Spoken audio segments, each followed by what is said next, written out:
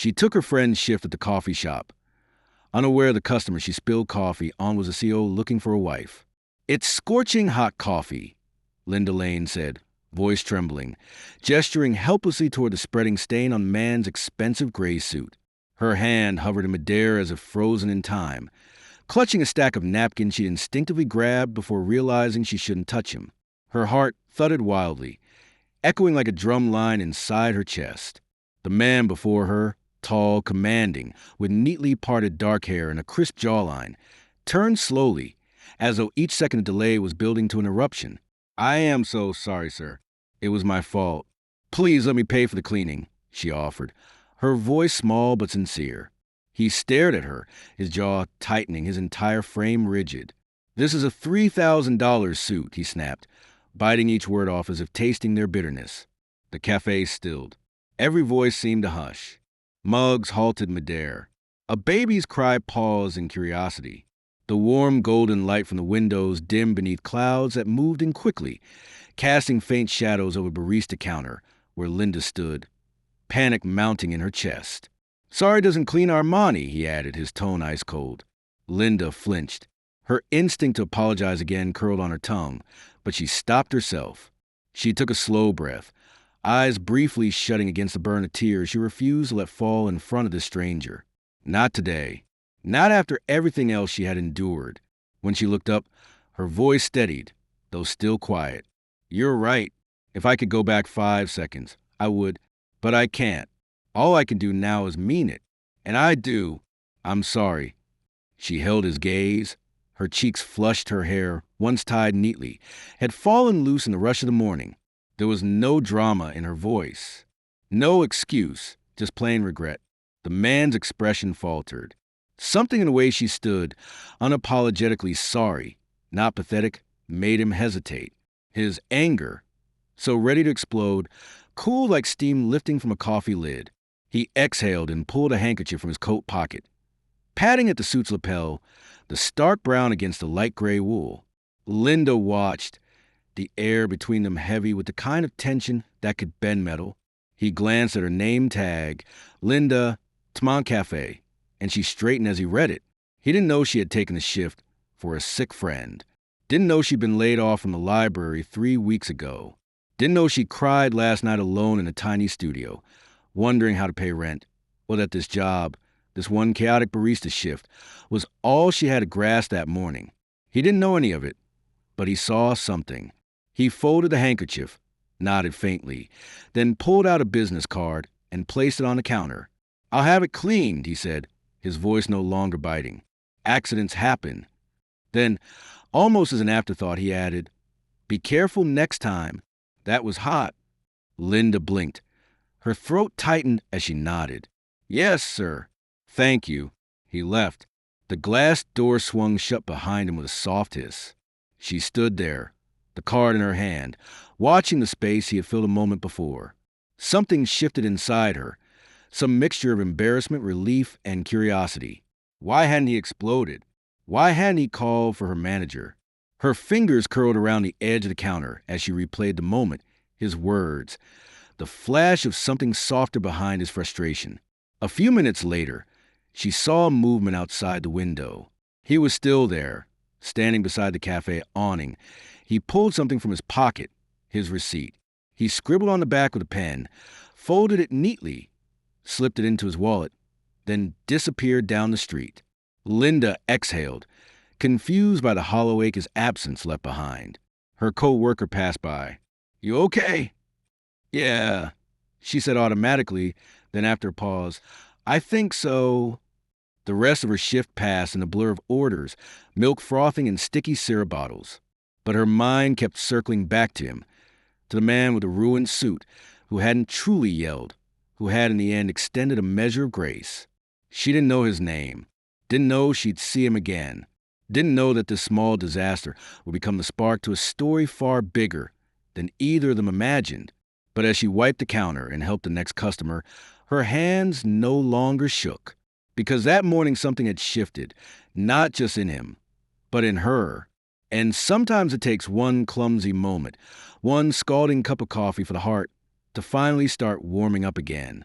Alan Walker sat alone in his corner office on the top floor of Walker Enterprises.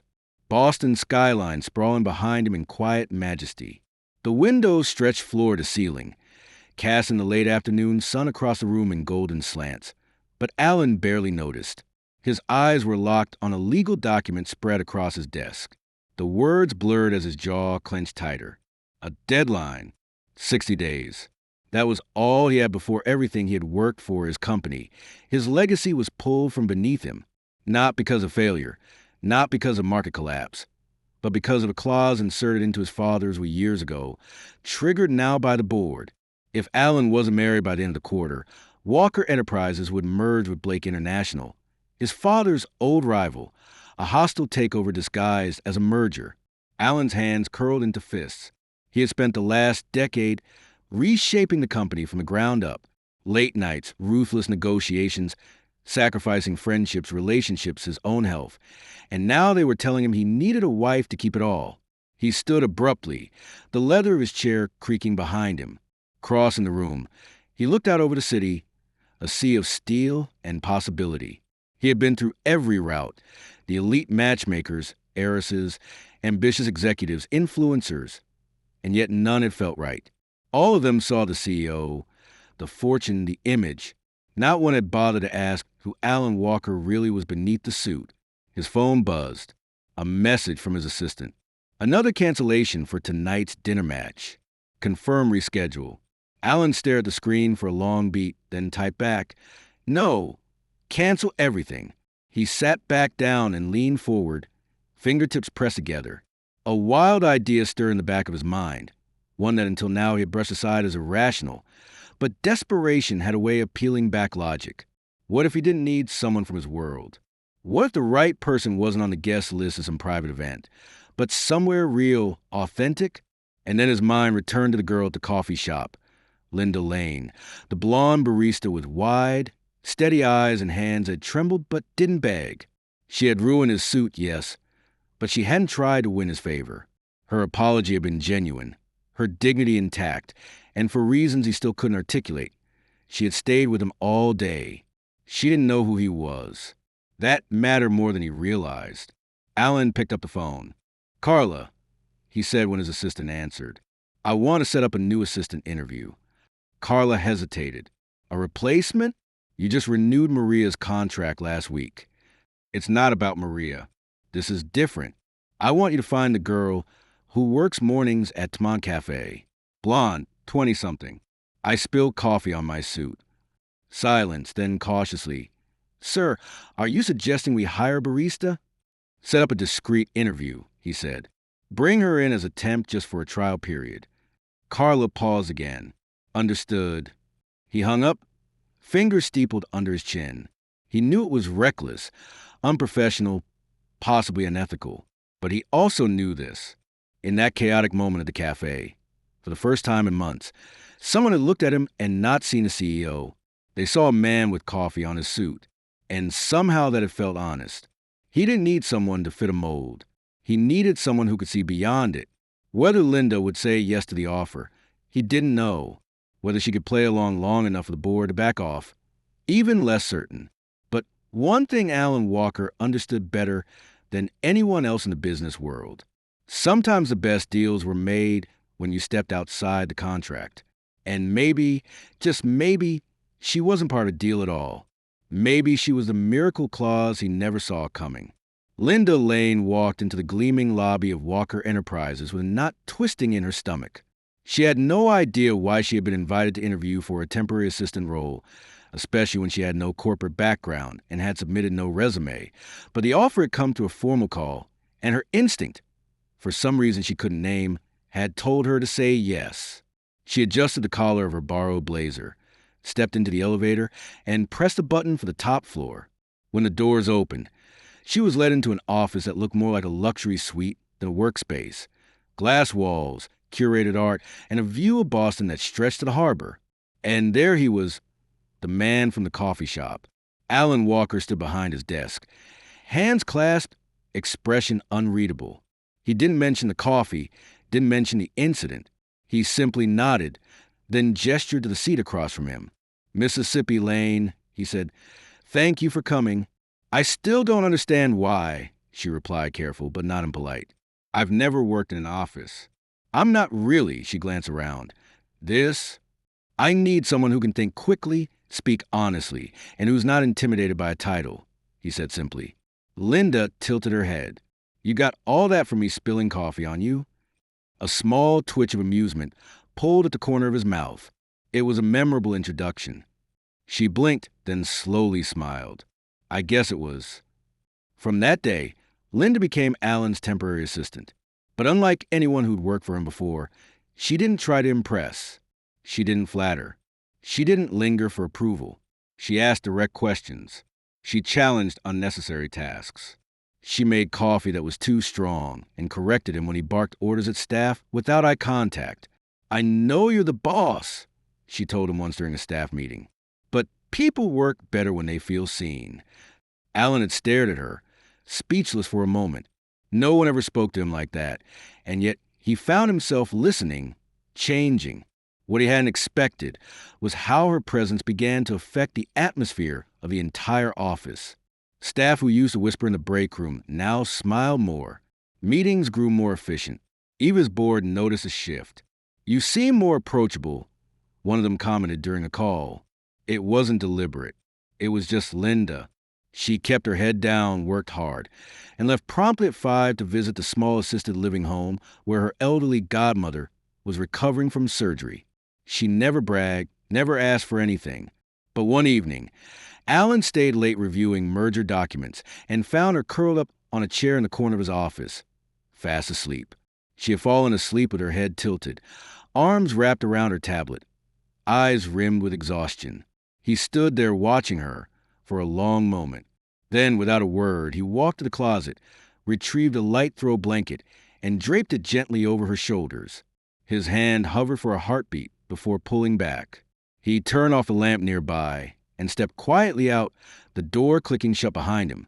Unbeknownst to him, his executive secretary had witnessed a moment from the hallway.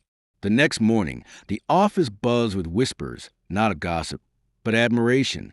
The ruthless CEO had just proven he still had a heart. Linda awoke alone, the blanket tucked neatly around her and a post-it note left on the desk. Take the day off. Come back rested. Hey. She smiled without meaning to, and something in her chest stirred, a warmth she hadn't felt in a long time. Neither of them spoke about it when she returned the next day. But from then on, Alan started asking her opinion, not just on scheduling, but on people, decisions, presentation. And when she gave it, she didn't hold back. I think your pitch deck is solid, she told him once. But your language around small businesses sounds cold. You should lead with people, not numbers. He rewrote it that night. Alan Walker, a man known for his detachment and calculation, found himself seeking out the presence of a woman who had entered his life by accident. But nothing about what was growing between them felt accidental anymore. It started with longer hours. What began as a standard assistant role stretched into late-night strategy sessions, last-minute client dinners, and two-person brainstorms in Alan's office over takeout containers and open laptops. Linda adapted without complaint. She grew sharper, faster, more intuitive about what Alan needed before he even asked, and somewhere between spreadsheet edits and coffee breaks, the space between them began to shrink. They worked in sync too well for it to go unnoticed. Do you two ever disagree? Carla, his executive secretary, asked once with a raised eyebrow. Only about the definition of good coffee, Linda quipped, and Alan, standing behind her, chuckled. Their next trip was a 2-day business conference in Chicago. Alan typically traveled alone, but this time he invited Linda. Officially, she was there to take notes and manage a schedule. Unofficially, he wasn't sure he wanted to go without her. The flight was smooth. The meeting successful. The compliments rolled in from clients who noticed a new softness in Alan's tone, a new calm in his body language. She's good for you, one investor said in passing. Alan had opened his mouth to deny it, then closed it again. He wasn't ready to define what this was or what it could become. At the airport on their way back, the terminal buzzed with delays. Thunderstorms rolled across the East Coast. Flights were grounded, and tension hung thick in the air. That's when they heard the crying.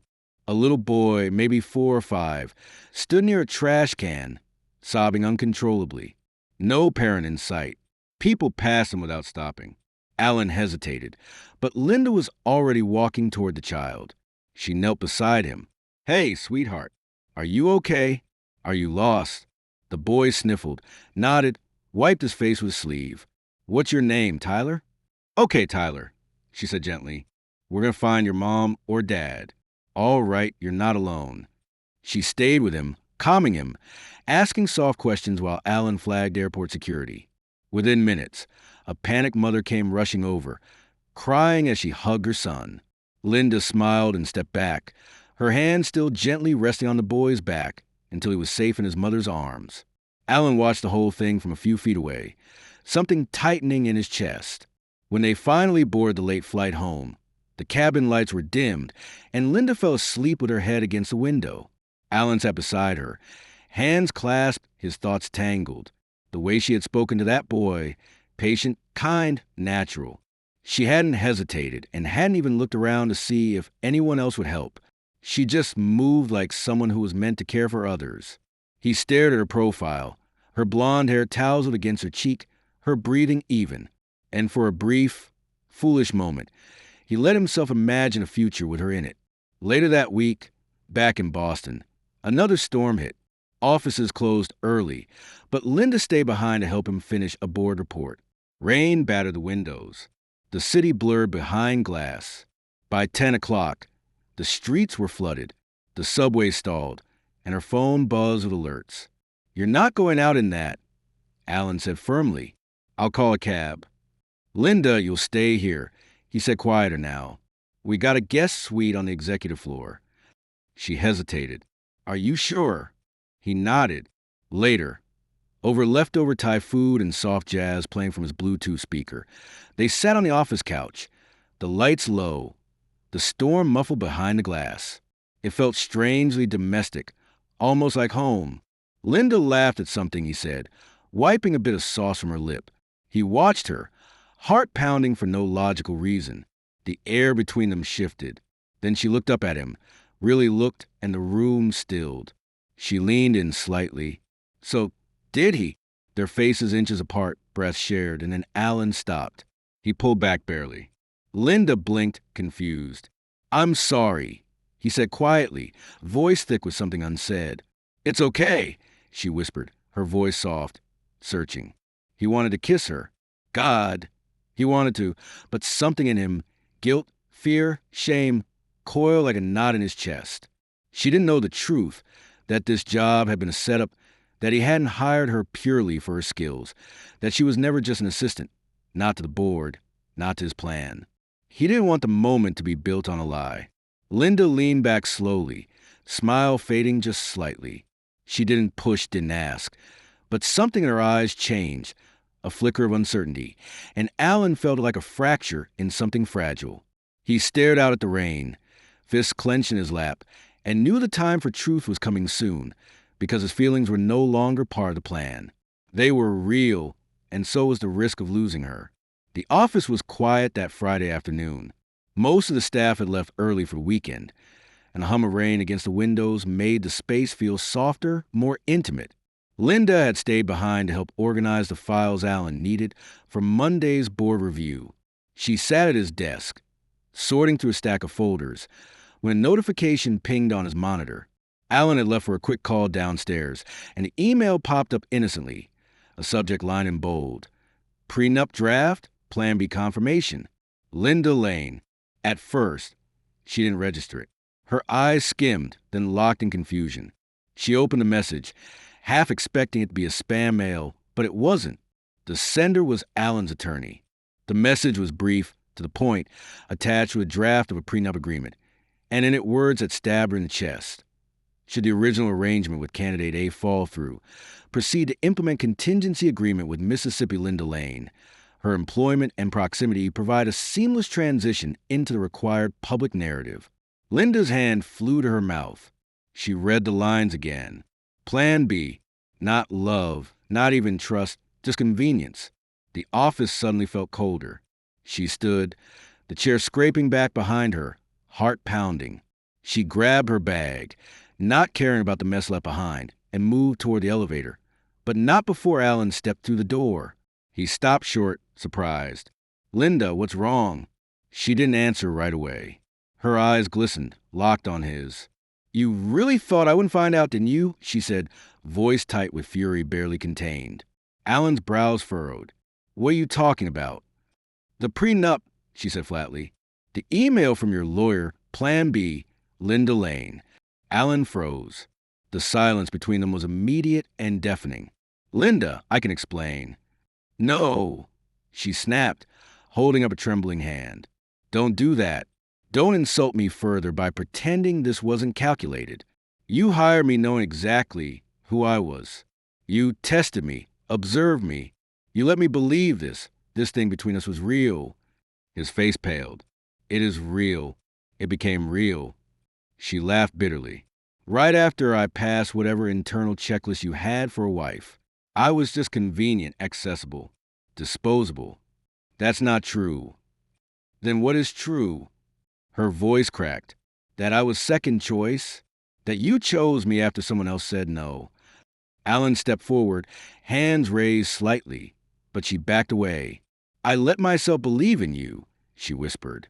"I defended you when people said you were cold, calculating. I thought they were wrong, but they were right. Linda," she cut him off, her eyes burning. "You looked at me and saw a solution, not a person. I was just a plan, Alan. A plan you dressed up with late nights and gentle smiles and coffee runs. But it was always a lie." He was silent, his mouth slightly open, the weight of her pain landing like blows. "I don't want your money," she said quietly. "I don't want your apology. I don't want anything from you." "Please," he said, the word raw. She shook her head, tears finally slipping down her cheeks. "You don't get to say please. Not now." Then she turned. Alan didn't move. He didn't chase her. He stood there, rooted in the ruins of his own making, watching the only woman who had ever seen through his walls walk out of his life. The elevator doors closed behind her with a soft chime, and he was alone. Alan Walker sat in his office with the blinds drawn and the lights off, the Boston skyline outside fading into gray dusk. For the past 3 days, he had barely spoken a word to anyone. Meetings were postponed. Emails went unanswered. He stared at screens, at documents, at contracts, but nothing registered. She was gone. And for the first time in his life, Alan didn't care about deadlines, boardroom power plays, or even the empire he'd built with blood and sweat. Without Linda, none of it meant anything. Her words haunted him. "You looked at me and saw a solution, not a person." But she had been right. He had hired her for a reason. And then somewhere along the way, he stopped seeing her as a reason and started seeing her as the only thing that felt real in his entire world. And now she was gone. He found himself walking the city in the rain. No umbrella, no destination. He ended up on Tmont Street, standing in front of the little cafe where she had spilled coffee on his suit all those weeks ago. It looked just the same. Warm lights, humming espresso machines, baristas calling out orders over quiet jazz in the background. Alan stepped inside and sat at the corner table near the window. No one recognized him. He ordered a black coffee and said nothing more. And then he sat there every day for a week, arriving at 10 o'clock, leaving at 4 o'clock. He watched the door each time it opened, hoping, aching, for Linda to walk in, ponytail swaying, apron tied, eyes lit with that quiet fire that had first disarmed him. She never came. On the 7th day, he left a $20 bill under his cup and walked to the nearby park. He sat on a bench, staring at the ducks on the pond, wondering how he let something so rare slip through his fingers. That night, he went back to his penthouse and opened the prenup email again. He read every line. The legal language was cold, transactional, proof of how far it strayed from anything resembling sincerity. He closed the laptop. Then he pulled a blank sheet of paper from his desk. He wrote his resignation by hand. By morning, it was signed and delivered to the board. The room erupted in disbelief when he presented it. "You're walking away from everything," one member snapped. "Alan, this company is your life." "No," Alan said calmly. "It used to be." "What about the merger? The terms?" I'm breaking them, he said. Let it merge. Let it burn. I don't care. Another member leaned forward. All because of a woman? Alan smiled sadly. No, because of the man I became trying to hold on to something built on lies. He stood, buttoned his jacket, and added that I can't have her with truth. Then I don't want anything built on a lie. He walked out of that boardroom without looking back. Later that day, he returned to the cafe once more. He ordered her favorite drink, vanilla chai latte with almond milk, and sat alone in the corner just like always. The barista behind the counter eyed him with curiosity. You keep coming here, she said. Looking for someone? Alan looked up, eyes weary but kind. Yeah, he said. Someone who taught me more in 3 months than I learned in 34 years. She must be special. She is... The bell above the door chimed. He looked up, but it wasn't her. Still, he waited, because that's what people do when they finally learn what love means. They wait, they hope, and when necessary, they let go of everything else to make room for what truly matters. The smell of old pages and quiet rustle of book spines had always been a comfort to Linda after everything. After her godmother's passing, the whirlwind that had been Alan Walker and the storm that followed, she found herself back at the public library on Commonwealth Avenue, volunteering again. She shelved books, helped elderly readers find novels they half remembered, read to children in the sunlit reading room. Her heart was quieter now, bruised, still healing, but quieter. That afternoon, as she stepped outside a lockup, she saw him. Alan stood across the street, hands in his coat pockets, rain softening the sharp lines of his expensive jacket. He looked different, less polished, more human. His eyes, when they met hers, held no arrogance, no expectation, just ache and honesty. Linda didn't move. He crossed slowly, never breaking eye contact, and stopped a few feet away. Hi, he said, voice low. Hi, she replied, arms wrapped around herself. I know I shouldn't be here, Alan continued. But I needed to say something, not to fix anything, just to tell the truth. Finally, she said nothing. I was scared, he admitted. Terrified actually not of the company, not of the board, but of letting someone get close. I thought if I controlled everything, even love, I could avoid getting hurt. Linda's expression didn't change, but she didn't walk away either. I created a script, he said. I thought if I found someone who didn't know me, I could shape the story the way I needed it. But then you walked in, and nothing followed the script anymore. You were real.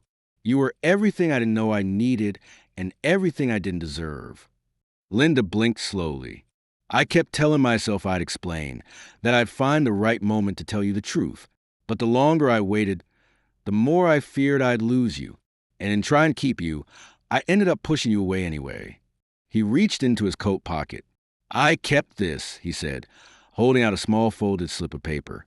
It's the receipt from the day you spilled coffee on me. I don't know why I held on to it. Maybe because I knew even then that something had started. She took it with hesitant fingers, unfolding it. On the back, in neat handwriting, he had written, "The best mistake of my life. If you still remember, I'll be waiting at the same table." She looked up, eyes swimming. I'm not asking for anything, Alan said softly. I'm not here to win you back or beg. I just wanted you to know. I left the company. I walked away from everything that was built on lies because I finally understood what I really wanted, what was worth keeping.